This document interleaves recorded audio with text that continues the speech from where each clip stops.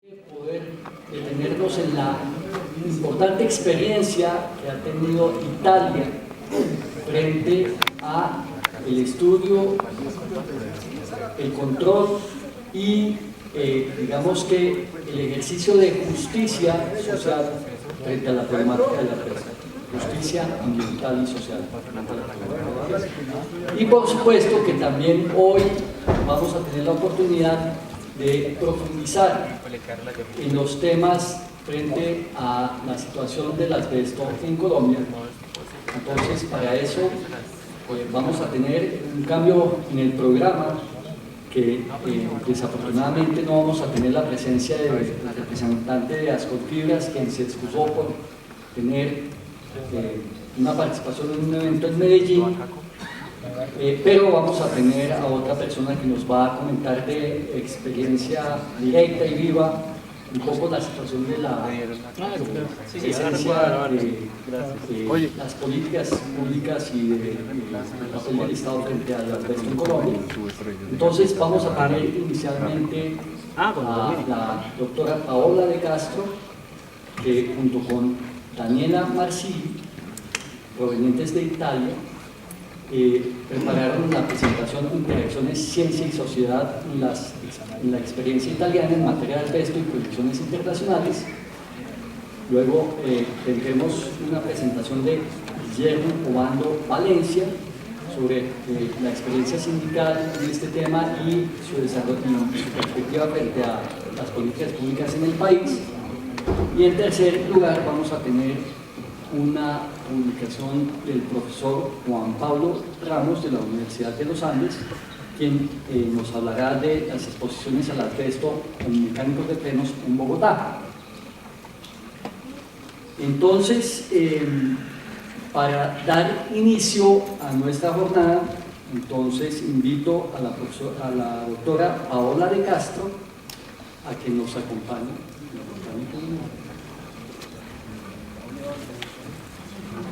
La doctora Paola de Castro es jefe de la Unidad de Publicaciones del Instituto de Salud Pública de Italia y representa a un grupo de investigadores del instituto que colaboran en temas de salud ocupacional y ambiental, participando del Proyecto Nacional Amianto de Italia.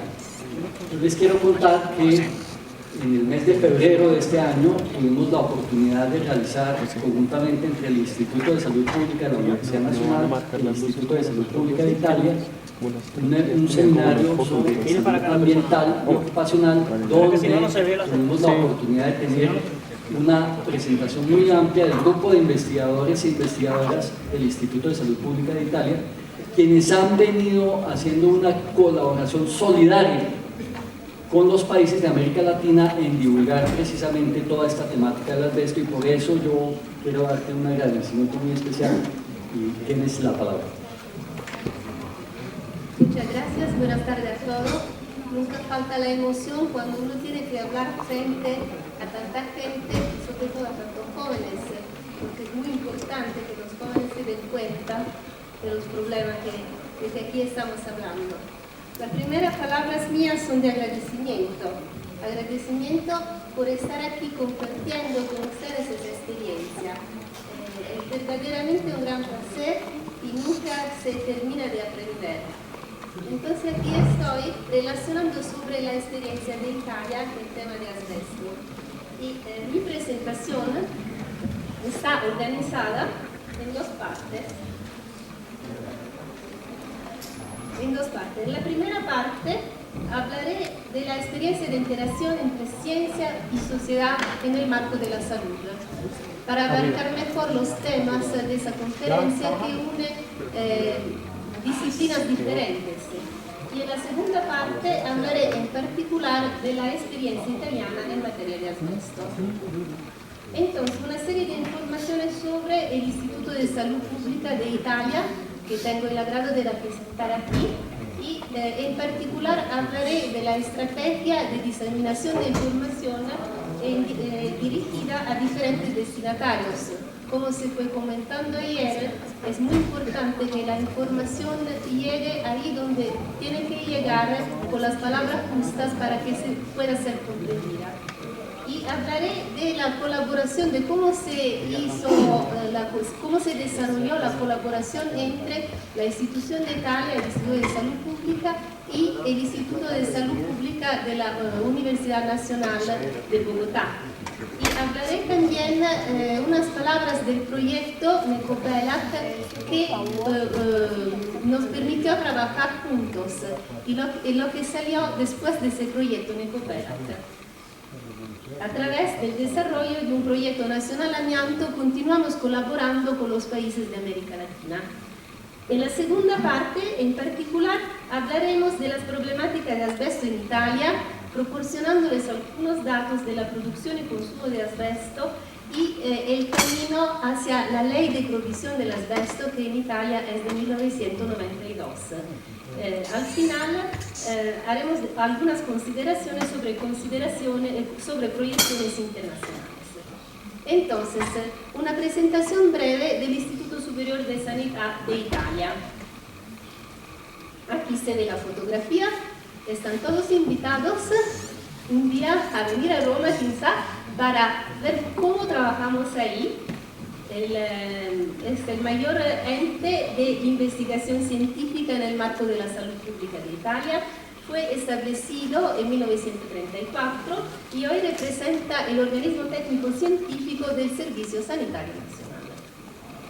Es un organismo pluridisciplinar, exactamente por la naturaleza misma de la salud pública, y trata de grandes áreas científicas relacionadas a la salud, a partir de las enfermedades, la epidemiología, los estilos de vida, los fármacos, la tecnología biomédica, de un lado. Y del otro lado tenemos algunas unidades que se ocupan de diseminación de información. Y es ahí que yo trabajo, en la unidad de diseminación de la información. Compartimos los dos grupos, los científicos y lo que ayuda a los científicos a diseminar la ciencia, compartimos la responsabilidad muy grande de comunicar la ciencia. Aquí una idea de los departamentos, de los centros nacionales que están en el Instituto de Salud Pública de Italia. Y ahora un poco de historia de mi institución a través de fotografías, porque siempre yo pienso que las fotografías hablan mucho más que tantas palabras. Entonces aquí ven algunas fotografías de los representantes de la Rockefeller Foundation, quien financió la construcción del Instituto de Salud Pública, tal como de otras instituciones de salud pública en el mundo. Estamos en 1929 y la constitución, el establecimiento del instituto es de 1934. Aquí se ven algunas fotografías de la lucha contra la malaria, que fue una de las primeras actividades que se realizaron en el instituto. Y también he seleccionado algunas fotografías de la primera fábrica de penicilina que estuvo en el Instituto Superior de Salud en 1952. Aquí se ven los obreros y a mí me gusta muchísimo esta fotografía. La fábrica de penicilina representó por 15 años la única fábrica de producción gubernamental de antibióticos de bajo precio. Y continuando una historia a través de imágenes, aquí vemos algunos premios Nobel que trabajaron en el instituto. Puede ser que reconocéis a Fermi, Beauvais, Chain, y yo estoy muy aficionada al Nobel Rita Levi Montalcini. No sé si aquí en América Latina se conoce. Todos ellos trabajaron en el Instituto de Salud Pública dejando documentos, recuerdos entre las personas que trabajaron con ellos que son muy importantes para reconstruir la historia de la ciencia. En particular, aquí vemos la imagen de un regalo que hicimos a Rita Levi Montalcini en ocasión de su cumpleaños, un cumpleaños muy importante, los 100 años de Rita Levi Montalcini, que vino al Instituto Superior de Sanidad y le regalamos un libro de entrevistas hechas a personas que la conocieron. Y estas entrevistas no hablaban tanto de ciencia, que está en los textos científicos, cuanto de la Rita Levi Montalcini como mujer. Eso se lo cuento para decir cómo, aunque a través de imágenes, de historia, se puede acercar a la gente, se puede crear un interés para la salud pública. En adelante vemos lo que es hoy el Instituto Superior de Sanidad. Es un órgano de investigación, un organismo de investigación que colabora con el Ministerio de la Salud, tiene muchos proyectos internacionales.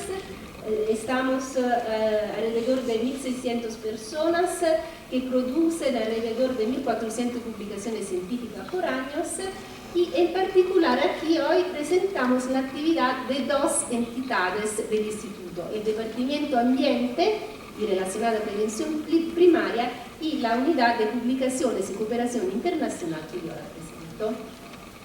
Entonces, la visión con que trabajamos es de considerar el valor añadido de un enfoque multidisciplinar hacia una ciencia abierta en el sentido de que la ciencia se abre a la sociedad y las informaciones científicas tienen que ser compartidas de manera abierta.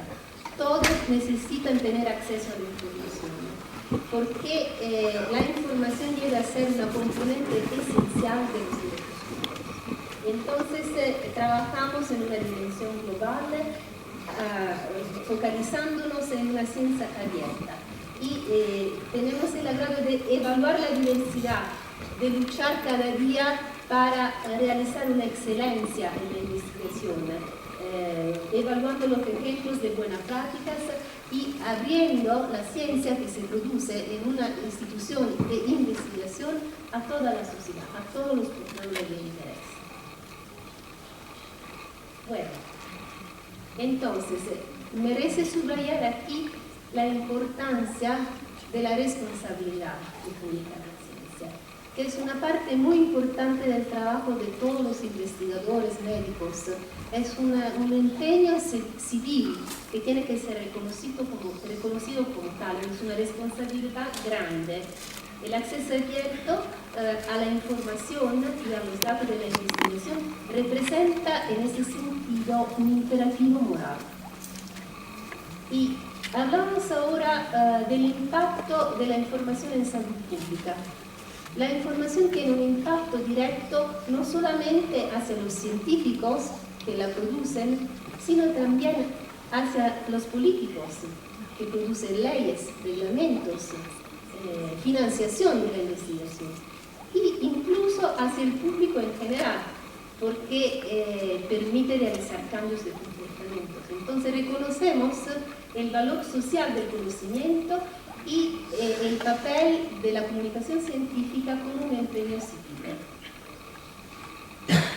Los científicos que conocen, que tienen las evidencias científicas, deben tener un rol, un papel activo en el debate público. Eso permite desarrollar confianza en el papel de los científicos para que se conozcan los problemas y se puedan mejor enfrentar las amenazas que suponen. Una consideración es ahora sobre el papel de Internet y la salud. Todos conocemos el valor de las redes sociales para la comunicación científica, que viaja más rápida a través de las redes sociales, pero reflejamos también sobre el hecho de que la mayor parte de los usuarios de Internet utilizan Internet para buscar informaciones en salud, el 80%. Pero el 75% de ellos nunca o raramente verifican la fuente de la información o la fecha de la misma. Y eso es muy importante en cambio, porque pueden circular informaciones que no están correctas o que ya no están al día. Y paradójicamente el 72% de las personas expresa confianza en lo que se encuentra en Internet. Eso puede ser muy peligroso a menudo. Entonces, ¿qué se necesita? Crear conciencia sobre la necesidad de tener competencias informativas en salud. Y eso significa poder utilizar, poder buscar, poder encontrar y utilizar correctamente la información que está en Internet. Una correcta información, una correcta comunicación En ese sentido, puede contribuir a reducir la inequidad en la salud. Porque si hay evidencia científica, todos tenemos que utilizarlas, que saber cómo utilizarlas en nuestros lugares, porque el contexto puede ser diferente, pero la evidencia científica queda la misma. No es que el asbesto que está aquí es diferente del asbesto que está allá. La evidencia científica queda evidencia científica. Aquí vemos, por ejemplo, cómo los desafíos de la salud requieren una solución política global, y eso también es muy importante. Y por el mismo motivo es muy importante saber comunicar a los diferentes portadores de interés, para que ellos comprendan el valor, el significado y lo que se puede hacer con la evidencia científica. Los científicos y los políticos tienen que ser muy relacionados, muy conectados, para poder llegar a un cambio hacia el progreso, hacia la utilización de esa evidencia científica. Aquí vemos, por ejemplo, un artículo publicado en el Lancet, donde se dice que los gobiernos están obligados legalmente a asegurar un adecuado acceso a la información de salud, que implica la salud. Porque la salud global no tiene frontera y el acceso a la información llega a ser una componente esencial de los derechos humanos. Todos tienen derecho a acceder a la información. En particular, si se trata de información que se refiere a la salud. En el mes de agosto hubo una conferencia organizada por la IFLA, la Organización de Bibliotecas, la Organización Internacional de Asociaciones de Bibliotecas, en que se hizo una apelación a las Naciones Unidas para establecer un compromiso internacional que emplee la Agencia de Desarrollo posterior al 2015, al fin de garantizar que todos tengan acceso, comprendan y puedan utilizar la información necesaria para promover el desarrollo sostenible y las sociedades democráticas. Y eso me pareció un elemento muy, muy importante en la agenda de desarrollo de los objetivos después del 2015. Ahora rápidamente, la unidad de publicaciones que yo dirijo produce publicaciones, y ahora veremos qué tipo de publicaciones, pero incluso proyectos de investigación, cooperación, capacitación, que es un elemento muy importante, y otra estrategia para acercar la sociedad al mundo de la investigación. Lo que es importante comprender es que hay diferentes destinatarios y diferentes tipos de alcanzar un objetivo, tipos de publicación. Los destinatarios, por ejemplo, de la comunicación científica pueden ser científicos mismos, pueden ser pares que necesitan hablar con datos científicos y un lenguaje científico. Pero por otra parte también tenemos los que no son expertos en la materia, pero que necesitan comprender. Cambian los objetivos de la comunicación. Por un lado, por ejemplo, los científicos quieren compartir los resultados para avanzar en el debate científico. Pero la comunicación dirigida hacia los expertos permite cambiar los estilos de vida, permite conocer lo que es una amenaza para ellos y cambiar los estilos de vida. Y por lo tanto hay que seleccionar la tipología de publicaciones o de documentos más adecuados para alcanzar el objetivo. De un lado tenemos los artículos científicos, por ejemplo, del otro la comunicación a través de redes sociales, pósteres, folletos u otro tipo de comunicación. Merece recordar que el lenguaje de la ciencia siempre tiene que ser preciso, claro, conciso, porque la ciencia necesita de evidencia. Y cuando hablamos de ciencia, todos los textos tienen que ser completos en cada parte. Dice Einstein que si uno no es capaz de explicar simplemente, puede ser que no haya comprendido bien lo que va intentando de explicar. Y otro elemento importante para que se realice una comunicación eficaz es la motivación. Uno tiene que querer hacer querer transmitir algo para que sea comprendido. En síntesis, hay que tener contenidos de valor y tener una motivación fuerte para que se pueda realizar la comunicación eficaz de un emitente a un destinatario. Ahora, muy rápidamente, una presentación de las que son las publicaciones del Instituto Superior de Sanidad. Tenemos una revista, que es una revista científica, que está utilizada para comunicar la ciencia entre científicos. Aquí se ve la imagen de la revista. Pero tenemos también muchos informes técnicos que se le llama literatura gris, que contienen datos específicos de la investigación. Tenemos noticiarios, boletines mensuales que comunican la ciencia de manera más simple, que informan sobre lo que se está desarrollando para que se puedan establecer contactos si una persona está interesada más a conocer más de lo que se está desarrollando. Pero incluso tenemos publicaciones destinadas a las escuelas, porque ahí se puede bien desarrollar un diálogo entre científicos y estudiantes y enseñantes. Y aquí se ve otra forma de comunicación eficaz.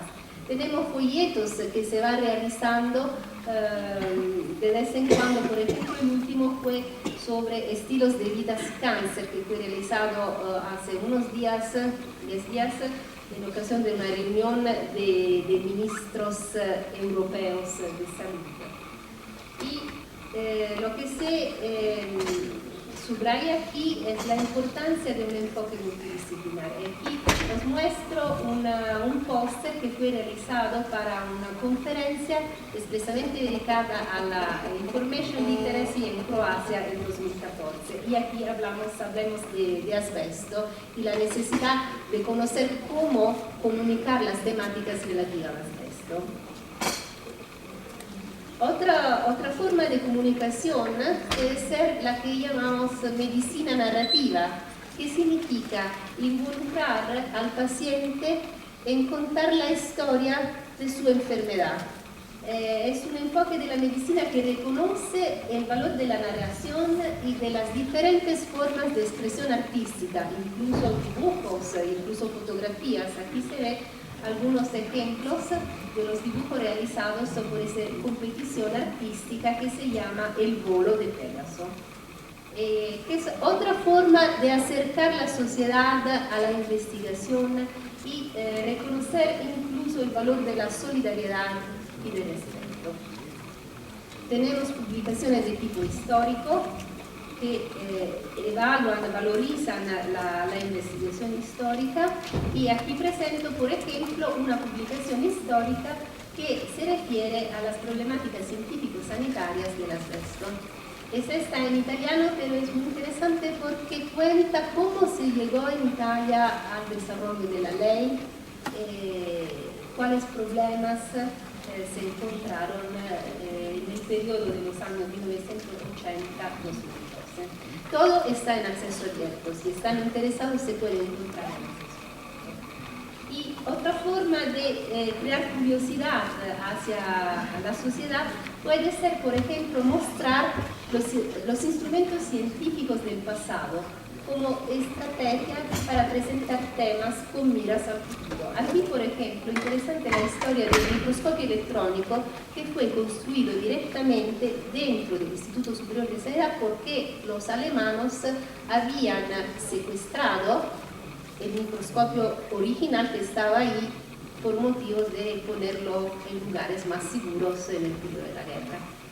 Por ejemplo, con solo el ejemplo de cómo se pueden desarrollar estrategias para crear un contacto más directo entre el mundo de la investigación y la sociedad. Hemos organizado congresos de historias y memorias para crear una conciencia más amplia del pasado y del valor de la salud pública.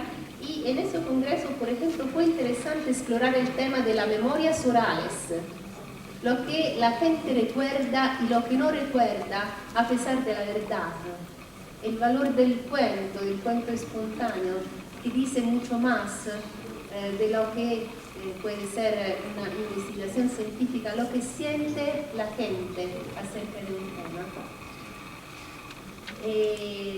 descubriendo el valor de la memoria de la historia oral, de la historia. Otra forma de acercarse a la comunidad es organizar exhibiciones dirigidas al grande público. Aquí, por ejemplo, una imagen de un evento que hemos realizado en Varsavia en el mes de mayo, que era un picnic de la ciencia, donde hemos inventado un juego de cartas para ver cuál era el estilo de vida más correcto.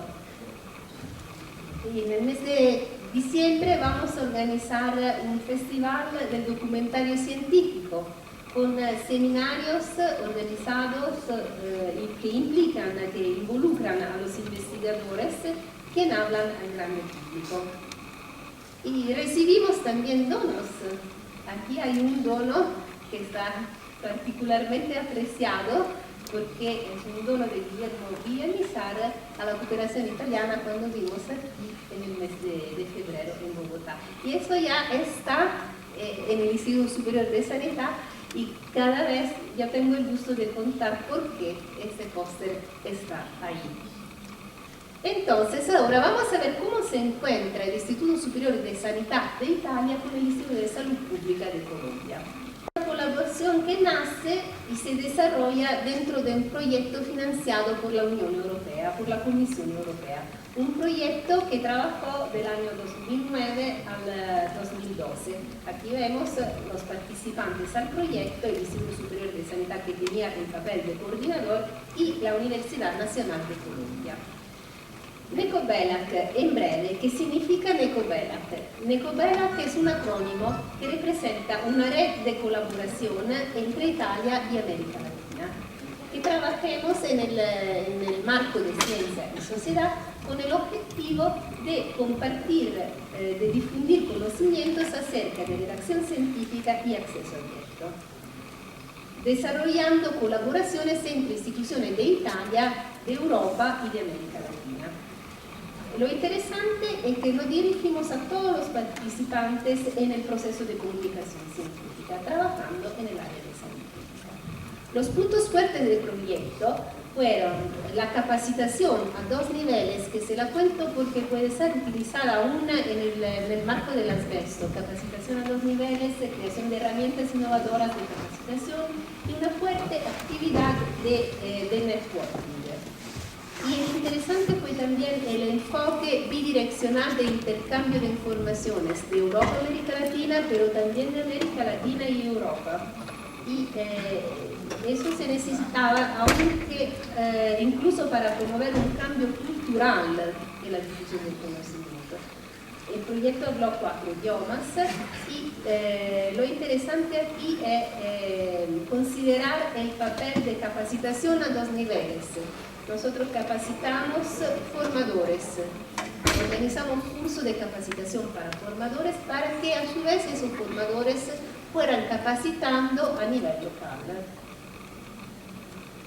Las herramientas fueron programas de capacitación flexibles, modulares, de redacción científica y acceso abierto, la creación de unas mapas conceptuales que ponían el acento sobre los temas más interesantes, más importantes para la redacción científica y acceso abierto, y proporcionamos también algunos esquemas para ilustrar mejor los asuntos de la redacción científica y de la publicación en acceso abierto.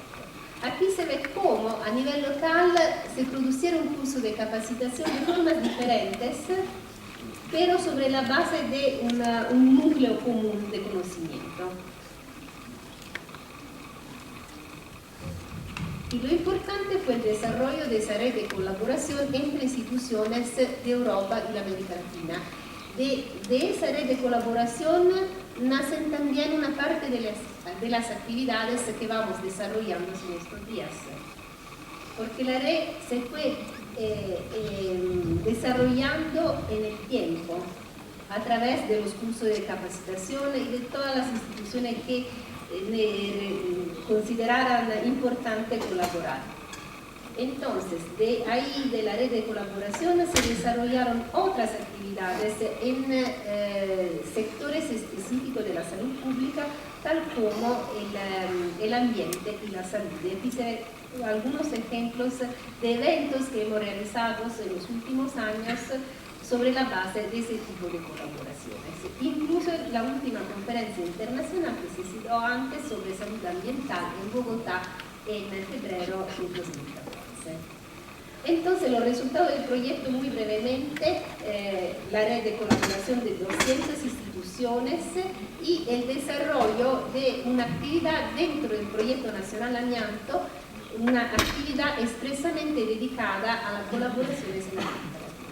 Ese proyecto es un proyecto financiado por el Ministerio de Salud de Italia y representa un ejemplo exitoso de unión de competencias científicas y de comunicación científica, unión de competencias en el marco de salud y ambiente y diseminación del conocimiento. Tenemos diferentes líneas de investigación. El Instituto Superior de Sanidad trabaja en la unidad que estudia la presencia de amianto en los sitios contaminados, estimación de la exposición, impacto sanitario y prioridades para los saneamientos. Dentro de esa unidad operativa tenemos una línea expresamente dedicada a la diseminación de la información científica sobre los temas de prevención de la patología relacionada al ambiente en los países donde el uso del amianto aún está permitido. Y por ese motivo estamos acá, dentro del Proyecto Nacional Amianto, desarrollando diferentes tipos de comunicación, apoyo a la actividad editorial y organización de eventos. Aquí tenemos un ejemplo de una herramienta realizada dentro del proyecto Amianto, que es un informe que se refiere a una contribución para la formación en prevención de enfermedades relacionadas a estos, y está en español, en castellano, está en idioma castellano, está en acceso abierto. Aquí se ve el contenido del informe. Entonces, vamos ahora a entrar más en la parte que se refiere al asbesto y a ver cómo hemos desarrollado interacciones entre ciencia y sociedad en materia de asbesto.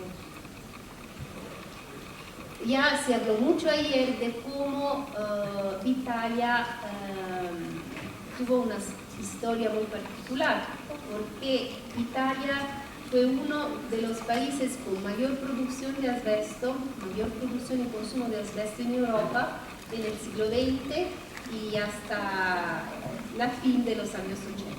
Fue segundo solamente a la Rusia, a la Unión Soviética, y el primer país en términos de consumo en la Comunidad Europea. Vamos a ver algunos datos de la producción. Producción total, más de 3.700 millones de toneladas. Una importante importación de asbesto para llegar a un consumo total de 5.649.000 toneladas de asbesto. Aquí se ve lo que producimos y lo que importamos en los años de 1946 a 1992, que es el año de la ley de producción de la asbesto. Y aquí se ve los lugares de producción del asbesto. Tenemos una mina en Valengero, en el Piemonte, del norte de Italia, que ha sido explotada por más de 70 años, de 1918 a 1990. Empleando más de 240 trabajadores. Otras minas están en la Valtellina, en la Lombardía, que se ve indicada en amarillo. Los tipos de exposición ya lo conoce bien, se habló desde ayer. Tenemos una exposición laboral, pero también una exposición doméstica, que es la de los familiares que viven con los trabajadores expuestos. Y en particular, esa exposición doméstica se refiere a las mujeres que limpian la ropa de los trabajadores expuestos. E incluso tenemos la exposición ambiental, de las personas que viven en la cercanía de las minas, de las plantas industriales que utilizan asbestos. Entonces ahora vamos a ver un poco una idea de asbesto en la literatura italiana. Y aquí hemos reproducido la imagen de Primo Levi, que fue escritor, químico, partisano, antifascista, que fue capturado en 1943 y fue deportado en los campos de concentración de Auschwitz como judío. Bien, Primo Levi trabajó, en 1941, trabajó en el laboratorio químico de la planta industrial de Banantero. Y en su libro que se ve aquí, El Sistema Periódico, que es de 1975, cuenta su experiencia del trabajo en el medio ambiente en la mina de Banantero. Aquí vemos algunas imágenes con las palabras de Primo Levi. Partimos, bajamos del tren y llegamos a la mina después de 5 kilómetros de subida en un bosque magnífico con brumas. Había amianto en cualquier lugar, como nieve semerina. Y si uno dejaba un libro sobre una mesa y después lo quitaba, se podía ver el perfil negativo. Otras imágenes. Y ahora vemos la producción de cemento asbesto, la Eternit, en Casale Monferrato, desde 1907 hasta 1986 representó la principal planta industrial de cemento asbesto en Italia. No conoce la historia. Aquí tenemos Casale Monferrato, 35.000 habitantes. Aquí se ve la distancia del centro a la fábrica. Y una expresión literaria, la lana de la salamandra, que con gusto me di cuenta que fue traducida al castellano y al portugués, no lo sabía, la vi aquí afuera. Este libro cuenta la historia trágica de la comunidad de Casale Monferrato por la presencia de Eternit. La historia está raccontada a través de la experiencia de la familia La Sotti Pavesi, que ha llegado a ser un símbolo de una tragedia colectiva. El asbesto era la lana de la salamandra, porque conforme a una creencia popular, ese animal podía desafiar el fuego sin daños. Es un libro ejemplar que os aconsejo leer porque cuenta de la batalla de los trabajadores, de los sindicalistas, de la fábrica de Eternit, para realizar el reconocimiento del daño de la exposición al asbesto y la comunidad de Casale Monferrato, y llegó a la creación de una asociación de familiares de víctimas del asbesto. Puede ser un ejemplo de cómo se realizó y aquí también se puede realizar algo. Ahora vamos considerando las etapas que permitieron llegar a la prohibición de la ley, la prohibición del asbesto en Italia a través de una ley. Ya en los años 30 teníamos algunas publicaciones científicas por Enrico Vigliani y Giacomo Mottura, médico del trabajo y patólogo, que han puesto la base para una discusión sistemática del problema. Importante reconocer también el papel del Instituto Nacional de Seguros, que reconoció el primer caso de asbestosis para un trabajador de Eternit en 1947. Entonces, en los años siguientes, los trabajadores sabían que el asbesto era causa de asbestosis y pedían una indemnidad económica por los trabajos más peligrosos. Pero ellos aún no sabían del riesgo cancerígeno del asbesto. En la segunda etapa, el asbesto se reconoce como cancerígeno. Y aquí vemos el ejemplo del trabajo de la participación del italiano Enrico Vigliani en la conferencia de la New York Science Academy en 1964. Él mismo publicó el lenguaje más simple para que la comunidad científica se podía expresar más simplemente, comunicar a los operadores sanitarios. Aquí se ve una revista, el Tempo Médico, y la imagen de Vigliani. Vigliani, quien contribuyó a difundir conocimiento sobre los riesgos de la exposición laboral y ambiental de las fiestas entre los diferentes sujetos involucrados. Tenemos algunos estudios claves que facilitaron el desarrollo, la toma de conciencia. En 1987, aquí vemos algunas publicaciones muy importantes que se refieren al sector textil, al sector de oficinas, grandes reparaciones del ferrocarril y a las oficinas de cemento asbesto, un estudio de Ponte. Entonces, ¿qué pasa? Desde 1980 hasta hoy se desarrollaron más actividades de investigación científica y epidemiológica para el análisis de muestras ambientales. Y sobre todo se realizó una fuerte actividad de capacitación dirigida a los operadores del sistema sanitario nacional, en particular en la región que fueron más afectadas. Y se empezó a publicar muchos artículos científicos en este tema. Tercera etapa, conciencia del problema y acción colectiva. Entre 1979 y 1986 tuvimos más de 800 denuncias por enfermedades profesionales salina-il de Casale Monferrato y 65% de ellas fueron aceptadas.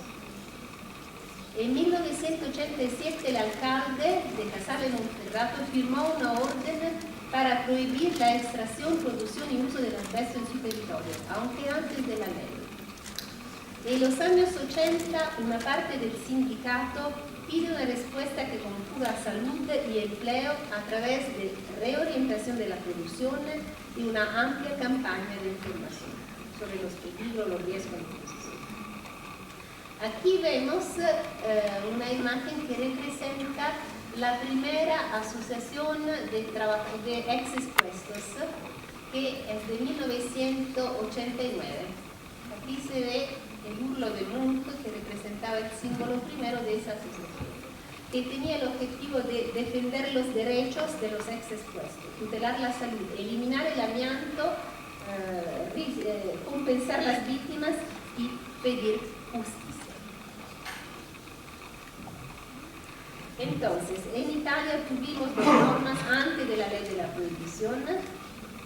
La ley es de marzo de 1992, una ley muy importante en Italia y no solo en Italia, como ejemplo.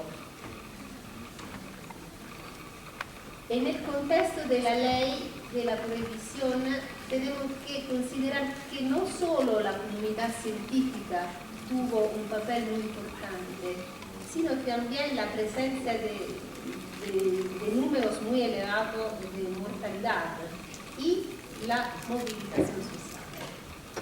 Eso jugó un papel muy importante. Después de la ley, ¿qué pasa? Después de la ley se organizan conferencias, seminarios, reuniones, eventos sobre las problemáticas relacionadas al amianto, se realizan exposiciones, espectáculos teatrales, películas, e incluso se involucra a la prensa y a los periódicos nacionales y locales que empiezan a publicar contribuciones de expertos sobre el tema. Aquí vemos una importante conferencia gubernamental sobre el amianto que fue realizada en 1999, con más de 1.300 participantes, 300 ponencias y fuerte comunicación de prensa. Entre tanto, la Unión Europea tiene esa directiva de la Comisión que pone como fecha límite para la prohibición del uso de crisolito el enero de 2005.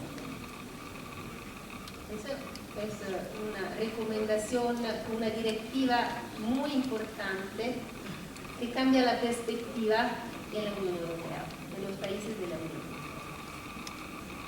Fue instituido también el Registro Nacional de Mesoteliomas en el año 2002, con la tarea de identificar los casos de mesotelioma en Italia a través de un sistema de investigación activa y el análisis de la historia ocupacional individual y residencial.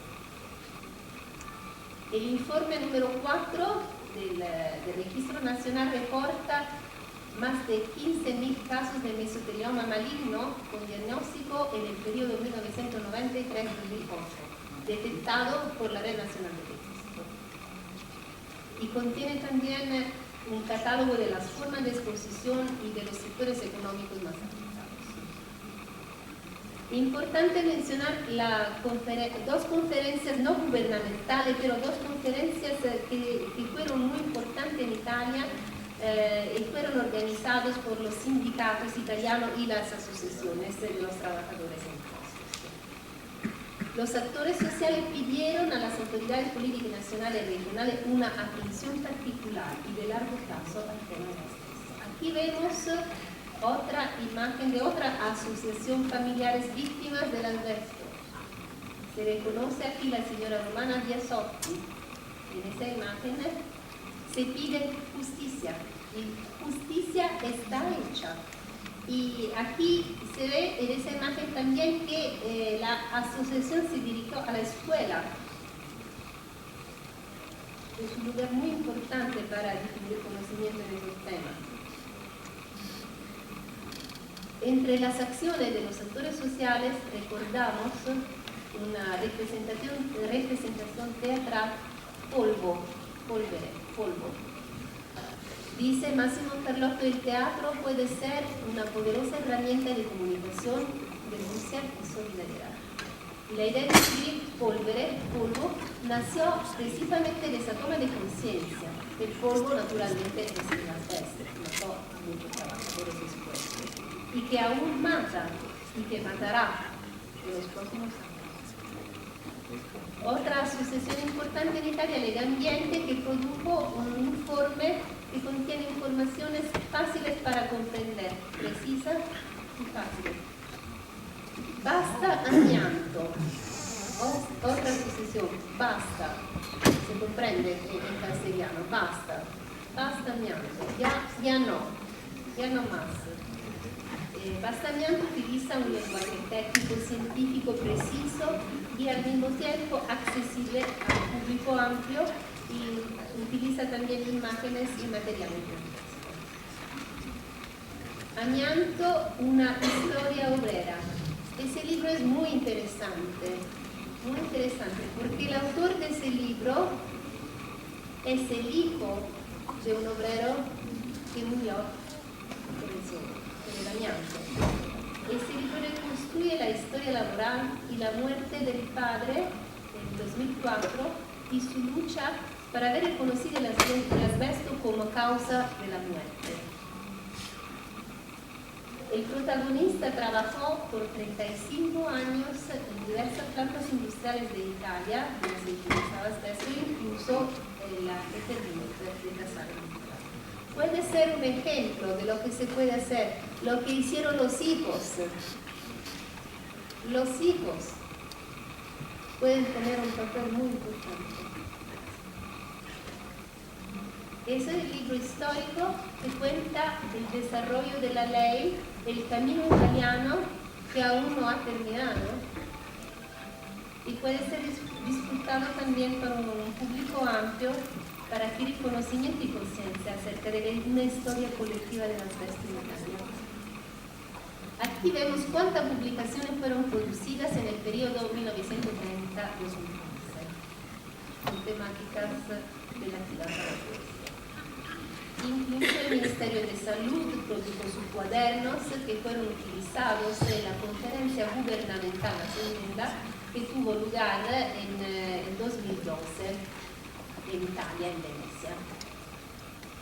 Aquí la curva del consumo del asbesto es superior en Italia.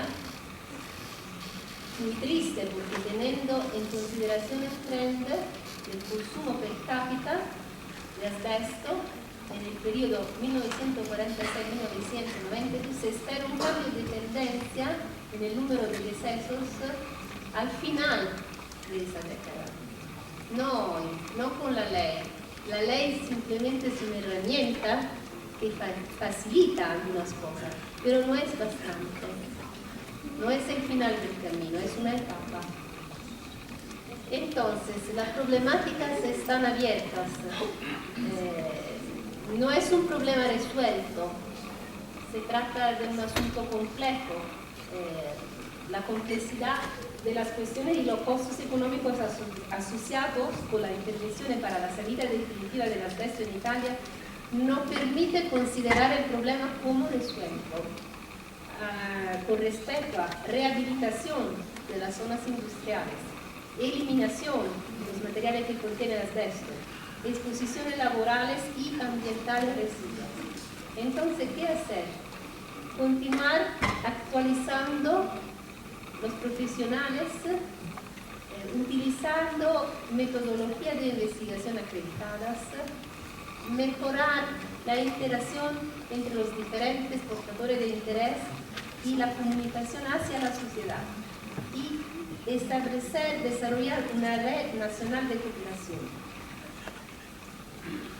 Entonces, en Italia, la red de cooperación actualmente cuenta con esas instituciones: el Instituto Superior de Sanidad, que es la presencia aquí, el Centro Regional Amianto de la Región Lazio, el INAIL, el Departamento de Epidemiología, la Universidad de Torino, la Universidad del Piemonte Oriental, el Centro de Epidemiología de Piemonte y otras instituciones académicas, ONG, y contamos también con la colaboración de otros países, en particular autoridades locales y nacionales de los países de América.